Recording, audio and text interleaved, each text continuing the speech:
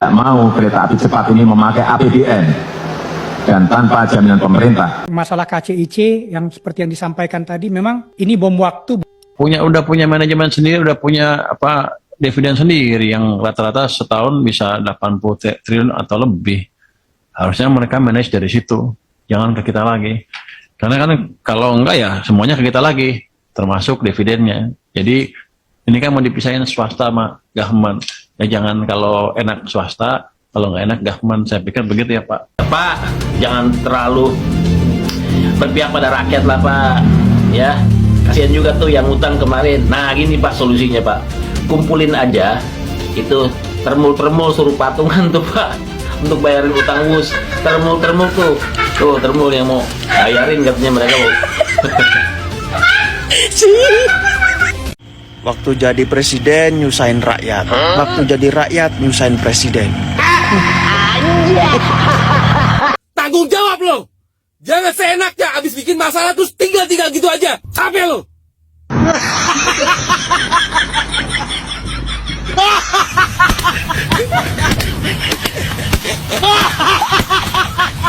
Assalamualaikum warahmatullahi wabarakatuh. Nah, ini lagi viral ya di sosial media, di mana masyarakat maupun netizen menyoroti statement Menkyu Purbaya yang menolak bayar utang kereta cepat WUS pakai APBN ya. Jadi kereta cepat WUS ini dari awal sebenarnya sebelum dibangun sudah mendapat peringatan dari Jonan ya. Jadi Jonan ini menolak yaitu untuk pembangunan kereta cepat. Pada akhirnya pun dia sebagai Menteri Perhubungan dicopot gara-gara menolak kereta cepat WUS. Nah, sampai pada akhirnya kereta cepat ini jadi, yaitu Jakarta-Bandung. Ternyata PT KAI mengalami kerugian. Jadi setiap bulan harus membayar utang kepada Cina mencapai 200 miliar lebih yang harus ditanggung oleh PT KAI. Sehingga pada akhirnya pun ya Menkyu Purbaya menolak untuk bayar utang WUS pakai APBN. Ini kita tahu bahwa proyek ambisius daripada Jokowi dan Luhut Binsar Panjaitan waktu itu ya. Padahal sudah ada peringatan dari Jonan yaitu sebagai Menteri Perhubungan. Padahal kereta cepat Jakarta-Bandung ini ya memang tidak dibutuhkan oleh masyarakat. Kita tahu bahwa Bandung itu sekarang cukup banyak yaitu transportasi ke sana ya. Ada jalan tol ya, cukup banyak ruas jalan tol yang menuju ke Bandung. Tetapi kenapa ini dipaksakan? Jangan-jangan memang ada udang di balik batu. Banyak netizen menduga jangan-jangan Jokowi menerima fee dari Cina sehingga kereta cepat ini pun dipaksakan dan negara dipaksakan untuk menanggung hutang yang begitu besar setiap bulannya. Tetapi alhamdulillah ya, Menteri Purbaya sudah memberi statement dari awal akan menolak bayar utang WUS pakai APBN. Jadi banyak masyarakat maupun netizen ya meminta ya proyek ambisius Jokowi yaitu kereta cepat WUS ini dibayar oleh Jokowi sendiri dan para termulnya. Jadi kereta cepat ini kalau kita lihat ya hanya segelintir orang saja yang menikmati, yaitu orang Jakarta ya mau ke Bandung. Jadi buat apa negara harus menanggung beban yang begitu besar? Belum lagi proyek ambisius Jokowi seperti IKN ya yang begitu besar anggarannya, dan Prabowo juga sudah memutuskan yaitu 2026 anggaran untuk IKN di stop untuk sementara waktu. Nah, begitu banyak juga masyarakat yang mendukung yaitu kebijakan dari Menkyu ini ya. Kita lihat ya sepak terjang Purbaya di pemerintah Prabowo cukup banyak mengundang perhatian masyarakat maupun netizen, selalu memberi dukungan kepada Pak Purbaya ya. Sekarang sangat beda jauh dengan Sri Mulyani dulu ya. Bahasa-bahasa Menteri Keuangan justru netizen atau masyarakat jauh lebih mengerti daripada bahasa-bahasa yaitu Menteri Keuangan dulu yaitu Sri Mulyani. Sri Mulyani hanya bisa menaikkan pajak, memberi ancaman kepada rakyat. Tetapi kita lihat sekarang ya, ada harapan baru dari Menteri Keuangan Purbaya. Mudah-mudahan Indonesia di tangan Purbaya ya lebih baik ya. Begitu banyak harapan masyarakat. Baik, langsung saja kita dengar ya beberapa komentar netizen ya terkait Purbaya tolak utang WUS pakai APBN. Tidak mau kereta api cepat ini memakai APBN dan tanpa jaminan pemerintah. Si Jokowi nama biadab. Gara-gara dia semua jadi kacau. Menteri Keuangan sama Danantara jadi saling lempar masalah utang kereta cepat. Kereta cepat Jakarta-Bandung ternyata nggak secepat itu melunasi utangnya. Proyek warisan Jokowi yang digarap bareng Cina ini justru bikin PT Kereta Api Indonesia kelimpungan. Utang pembangunan WUS disebut sangat menggerogoti keuangan. Dalam setengah tahun saja bebannya sudah 1,2 triliun. Atau Danantara tagih sono ke Jokowi. Suruh dia tanggung jawab, bayar utang kereta cepat. Kan dia yang ngotot pengen bangun kereta cepat. Kenapa jadi orang lain yang cebokin dia? Jepang udah nyamperin kita, datang dengan jaminan pembangunan tanpa APBN. Si Jokowinya malah lebih milih kerja bareng sama Cina untuk bangun kereta cepat, yang akhirnya malah nguras APBN. Woi Jokowi Dodo, tanggung jawab lo. Jangan seenaknya abis bikin masalah terus tinggal gitu aja. Capek lo.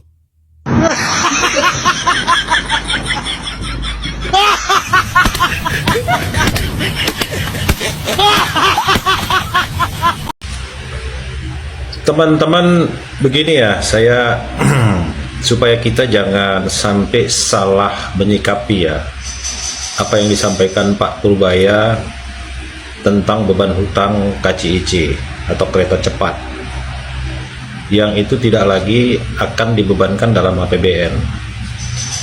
Untuk hal itu memang saya sepakat dengan Pak Purbaya ya. Artinya itu menjadi urusan BUMN. Tapi yang paling penting bagi saya bukan persoalan siapa yang membayar hutang tersebut.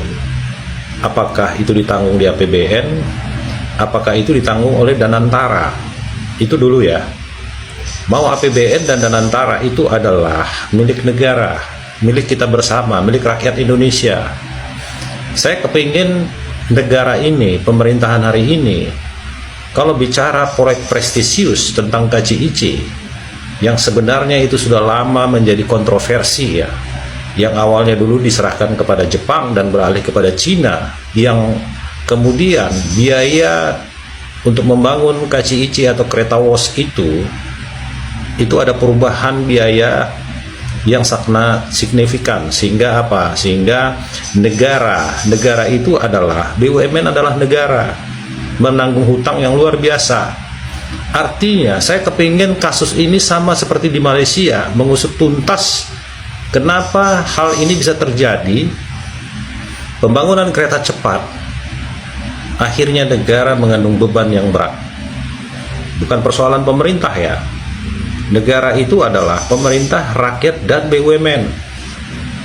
Apapun keputusan siapa yang membayar, saya kepingin negara ini memerintahkan untuk mengusut tuntas latar belakang dibangunnya KCIC, sehingga hari ini apa yang dulu pernah dikontroversikan dan hari ini kita menanggung hutang banyak dan hutang yang begitu besar untuk diusut tuntas dan diaudit.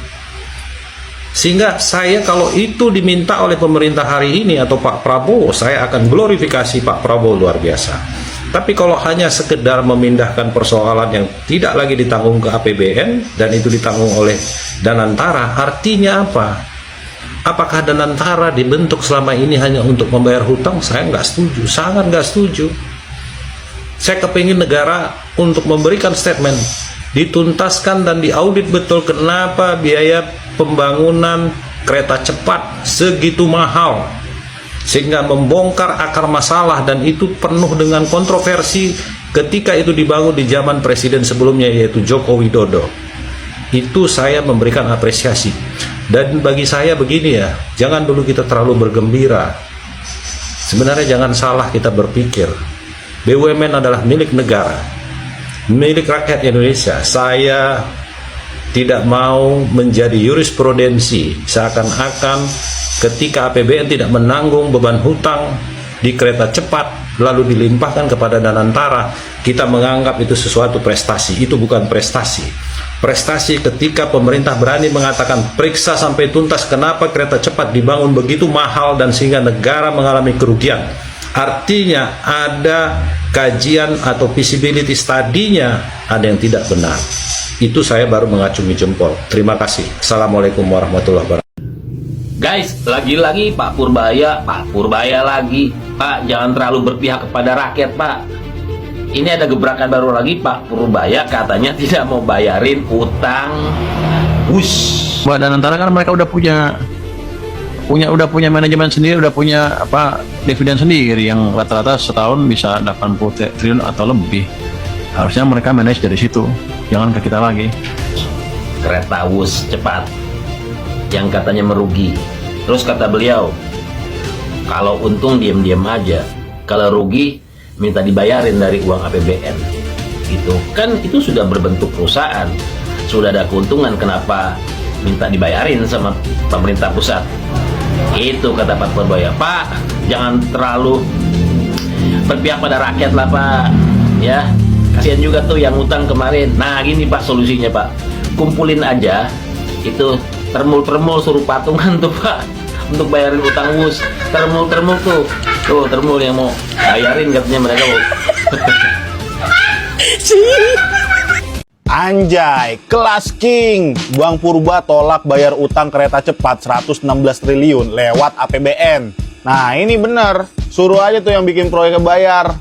Kalian ame ternak-ternak pendukungnya juga suruh bayar tuh. Hai. Jadi Bang Purba bilang KCIC ini udah under manajemen Danantara dan punya dividen sendiri. Setahun bisa 80 triliun bahkan lebih. Harusnya yang manage utang itu ya si Danantara ini. Jadi bukan lagi dibebanin ke APBN. Nah ini setuju gua. Biar pada mikir tuh dirut-dirut BUMN. Selama ini kan mereka rugi bodo amat. Pejabat-pejabatnya pada maling. Akhirnya yang nombok APBN. Sekarang yang nanggung jadi Danantara. Dah bener kata Pak Dirut KAI, utang KCIC itu bom waktu. Jadi mana tuh yang bangga-banggain proyek kereta cepat tuh? Ah, tai anjing. Bung Rocky ini mengkritik sekeras apapun, tapi kok bisa lolos terus? Jangan-jangan ada backing gitu? Ada backingnya akal sehat itu. Kan saya mengucapkan itu dengan dalil akademis. Sampai sekarang mungkin masih ada 30 laporan di polisi itu yang mungkin polisi juga gini coba. Suatu waktu polisi panggil saya untuk kasus apa ya? Mungkin saya bilang Presiden Jokowi tidak paham Pancasila tuh, lalu dilaporin itu. Ya. Kalau dia paham, dia nggak berutang pada Cina untuk kereta cepat misalnya itu saya kasih begituan kan. Kalau dia paham Pancasila itu. Semua kendala-kendala, permasalahan-permasalahan yang ada di dalam KAI ini. Terutama kami dalami juga ya, masalah KCIC yang seperti yang disampaikan tadi, memang ini bom waktu buat Pak, di WUS ini Pak, sebetulnya dari dulu kami amati, waktu kami menerima proposal dari KCIC dari kereta api cepat waktu itu, visibility study-nya kan kalau optimistik tuh 76.000 Pak penumpangnya. Kalau yang pesimis 50.000 Pak. Sekarang Pak baru 40-50% Pak dari target itu Pak. 20.000, 40%. Dari pesimis Pak. Kalau dari optimis itu cuma 30% Pak. Ya pasti meleset semua keuangannya Pak. Maka sekarang Bapak menanggung yang luar biasa besar. Kalau ditambah dengan cost overrun, sekarang utang Bapak sudah 5,35 miliar US. KCIC, kereta api cepat, begitu kerugian negaranya akan semakin membengkak. Ada ancaman nanti akan krisis di 2026 keuangan KAI jika ini tidak terselesaikan. Betul nggak Pak? Betul kan Pak? Ya terus terang aja kayak gitu Pak. Ya PT SBI memegang 60% saham di KCIC operator WUS. Termasuk dalam proyek strategis nasional menghabiskan investasi sebesar 7,2 miliar US dollar atau setara 116 triliun. Kerugian semester 1 2025, mohon saling cek Pak datanya, mencatat kerugian 1,625 triliun dari investasi di PSBI, KAI kerugiannya sebesar itu. Kemudian selama tahun 2024 kerugian sebesar 4.195 triliun. Total investasi KAI ke PSBI 2025 sejak awal tahun telah menyuntikkan modal 7,7 triliun untuk KCIC. Kereta api super cepat. Sebagai pribadi ya, dan sebagai direktur utama kereta api saya nggak pernah sepakat soal itu. Oh iya? Oh iya. Kenapa? Bukannya bagus Pak? Ya suka-suka saya. Loh, tapi kan pasti ada kayak analisa di balik itu gitu yang Iya, membuat kenapa kok Anda bilang bagus? Kenapa harus infrastruktur itu dibangun di Jawa semua? Kan APBN itu kan NKRI. Banyak di luar Jawa itu infrastrukturnya juga masih berantakan atau jauh dibandingkan Jawa. Di banyak daerah. Kenapa nggak bangun jalur kereta dulu? Yang pulau-pulau besar, 5 pulau besar lah, ya. Itu aja dulu. Keretanya biasa dulu semua gitu. Supaya semua bisa menikmati dulu, nah, setelah itu bangun kereta cepat. Berarti Kemenhub itu salah kaprah dong Pak dengan... Saya nggak tahu ya, salah nggak salah. Kalau saya tidak sepakat soal itu. Dan selama saya di sini saya tidak